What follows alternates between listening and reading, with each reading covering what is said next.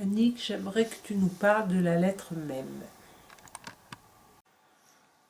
La lettre mem est une des lettres mères de l'alphabet hébreu et elle est très liée au niveau du corps, au bassin, au ventre, aux organes génitaux, etc. Enfin, tout ce monde des os. Oui. Parce que le mot mem, en fait, c'est le mot maïm qui veut dire les os. Oui. Elle est faite de deux mèmes, le mème initial et le mème final, et qui en sert la lettre yod. C'est-à-dire que ces os sont habitées, elles sont habitées de la lettre yod, elles sont comme un espace matriciel qui gère, porte en gestation cette petite semence qu'est la lettre yod. La lettre yod, je crois en avoir parlé, elle est essentielle. Elle est la première lettre du saint nom imprononçable Yod He Vav He, c'est-à-dire le nom de l'homme dans sa dimension seigneuriale, le nom qui accomplit la totalité de tous nos noms secrets que nous ne connaissons pas, mais qui les réunit tous, qui est le présent du verbe être, je suis. Et cette petite lettre Yod, elle est la semence de ce grand arbre qui doit devenir le fruit dans le saint nom Yod et Vav He. C'est dire que la lettre même qui matricie cette petite lettre Yod est essentielle, elle est grandiose. Ces os maïm qui matricient la lettre Yod, ce sont les os qu'on appelle les os d'en bas, que la Bible appelle les os d'en bas. Au deuxième jour de la Genèse, Dieu sépare les os et il appelle les os d'en haut et les os d'en bas. Les os d'en haut qui sont appelés par la tradition le monde du Mi, et les os d'en bas le monde du Ma. Le monde du Mi, on va retrouver cette racine dans toutes les langues pour parler du monde divin. Jusqu'au Japon avec le Mikado, etc. Le miracle, le mystère, etc. Et Ma, au contraire, c'est la matière, c'est la mer, etc. Nous sommes là donc dans ces deux eaux qui se répondent, les eaux d'en haut et les eaux d'en bas.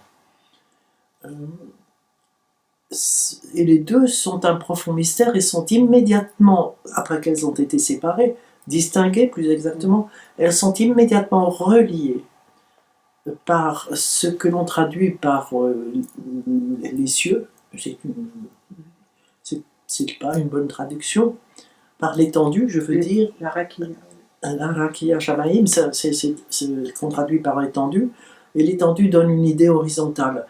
Alors que dans le mot rakia, il a la lettre kof, et la lettre kof, c'est le fil à plomb, c'est vraiment je le compare à un cordon ombilical qui relie les os d'en haut aux os d'en bas et qui vient s'insérer dans le yod, qui vient s'insérer dans cette petite semence. C'est le cordon ombilical qui vient faire grandir cette semence et qui vient donner corps à l'enfant divin à l'intérieur de nous. C'est quelque chose de superbe que cette rakia. Bon, je ne peux pas entrer dans tous les détails parce que c'est une richesse infinie.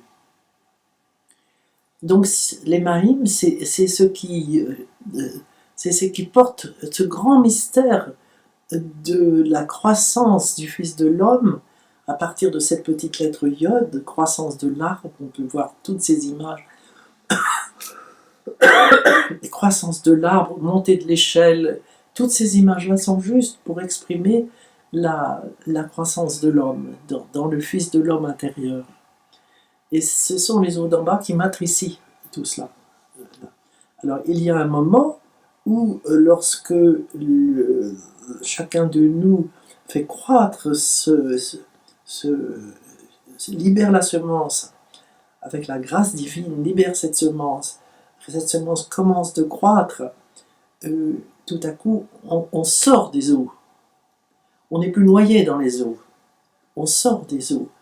Ça, c'est une naissance extraordinaire, parce qu'on ne peut voir les eaux que si on en sort.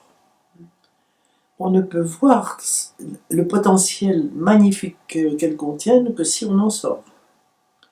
Parce que ces eaux, j'ai parlé de la petite lettre Yod qui était au cœur du mot Maïm, n'est-ce pas, les eaux, la lettre même, donc, mais il y a aussi tout ce potentiel qui va nourrir la croissance de l'enfant divin. Voilà ce que sont les eaux. Les eaux d'en haut, dont parle la lettre même aussi, c'est le mystère divin. C'est le mystère divin qui va se révéler à nous au fur et à mesure que nos eaux vont s'accomplir, que nos eaux vont devenir du sec. Alors les eaux d'en haut vont pleuvoir et vont venir apporter toute la fertilité à ce sec, symbolisé par les arbres qui portent en eux semences d'arbres, l'herbe verte qui porte en elle semences de terre, etc. C'est absolument magnifique. Voilà, la lettre même, elle est essentiellement cela.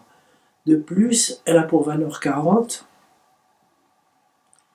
Et 40, c'est un nombre de gestation aussi. 40, il y a la quarantaine, on est mis en quarantaine, etc. C'est un nombre extrêmement important qui est éclairé par le nombre 4. Et le 4 en hébreu correspond à la porte, c'est une porte à passer. Mais nous ne pouvons passer les portes qu'après avoir géré justement toute une étape de croissance de l'être. Alors on passe une porte. Voilà. C'est pour ça que je reprends toujours l'image du mythe grec de Thésée, où nous voyons Thésée qui est dans la matrice d'eau symbolisée par le labyrinthe, mais qui ne va pas assumer cette étape de croissance. Ariane va lui donner le secret d'atteindre au Minotaure tout de suite sans se casser le nez partout, comme l'implique un Minotaure ou comme l'implique la matrice d'eau, parce que dans la matrice d'eau, on va à droite, on va à gauche comme les poissons, avant de trouver vraiment, d'être hameçonné par l'hameçon divin pour pouvoir sortir des eaux. Et c'est pour ça que lorsque Thésée arrive auprès du gardien de la porte, qui est le Minotaure, il va tuer le Minotaure avec une massue de cuir, c'est-à-dire avec ses forces animales, au lieu d'intégrer le Minotaure avec l'épée divine, l'épée royale que lui a remis son père, le roi Égée. Si bien qu'il est le héros, il revient en héros parce qu'il a tué le Minotaure, et on le considère encore aujourd'hui, et en Grèce et dans toute la culture occidentale, comme le héros des héros. C'est le héros animal, mais c'est celui qui a raté complètement son coup. Complètement, il ne passe aucune porte. Le labyrinthe, qui encore une fois est comme la matrice, ne l'a pas du tout construit. Ariane est très très perfide, elle l'empêche de faire son chemin. C'est pour ça qu'il revient en arrière, il ne passe aucune porte. Tu vois, il faut faire une grande différence entre ces maïms dans lesquels on reste, ces eaux dans lesquelles on reste avec l'illusion d'être des héros, parce qu'on est très courageux, parce que on fait des exploits extraordinaires, parce qu'on est remarquable, parce qu'on a son nom dans les journaux, parce que, etc. On passe à la télévision, bon, magnifique, on encense, etc. Quel danger, quel danger. Ce n'est pas celui-là le vrai héros.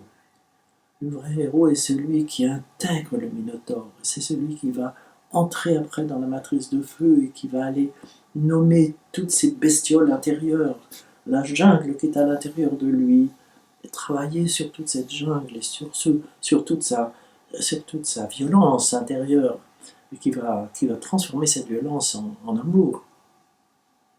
Tu as parlé du labyrinthe, est-ce que ça correspond à ce que l'adolescent a à vivre? Bien sûr, bien sûr.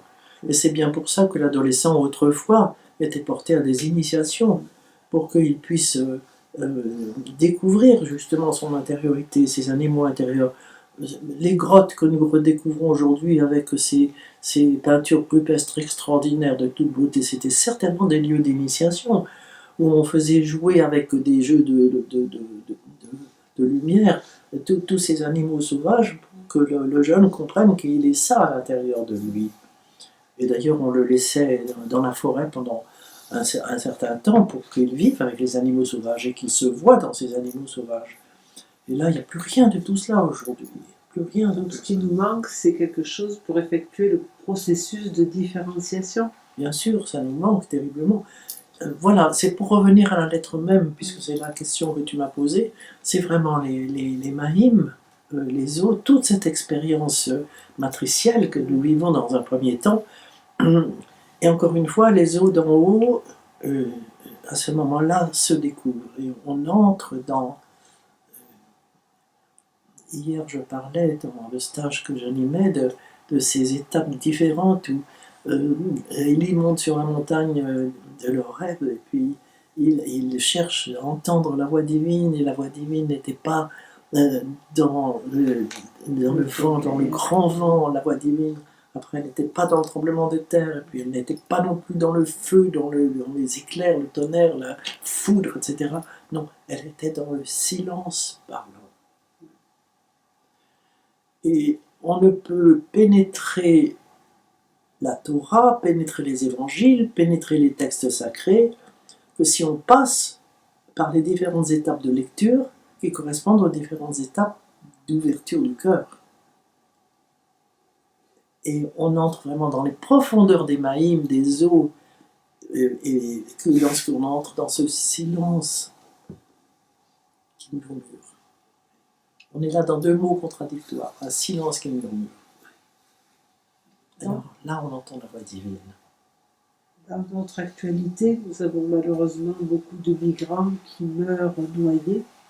Est-ce que ça a une signification particulière pour toi? Mais bien sûr que Par ça a une rapport à signification ces- particulière. C'est l'humanité, ils sont l'objectivation d'une humanité qui est noyée aujourd'hui dans son inconscience et dans les valeurs sataniques finalement, dans des valeurs qui n'ont aucune... attends, que je trouve le mot exact, qui n'ont aucune possibilité d'effectuation juste, de réussite si tu veux, parce que toute valeur coupée du noyau divin fondateur est vouée à l'échec. Or nous sommes assis sur des valeurs aujourd'hui du monde qui sont complètement coupées du noyau divin fondateur. Elles sont toutes vouées à l'échec. Alors nous pataugeons nous nous noyons dans nos eaux, et tous ces êtres qui se noient dans les eaux aujourd'hui sont l'objectivation de cela. Tout ce qui nous est dit aujourd'hui est là, mais hurlant devant nous, et nous ne savons pas l'entendre. Est-ce que ce sont des saints innocents? Ce sont des saints innocents. Ce sont des saints innocents. Ils font le chemin à notre place, puisque nous ne faisons pas le chemin, ils le font à notre place. Ils sont reçus dans le royaume ô combien d'une façon royale. Et nous pouvons entrer dans le royaume d'une autre façon. Oui. Merci Annie pour cette lettre même.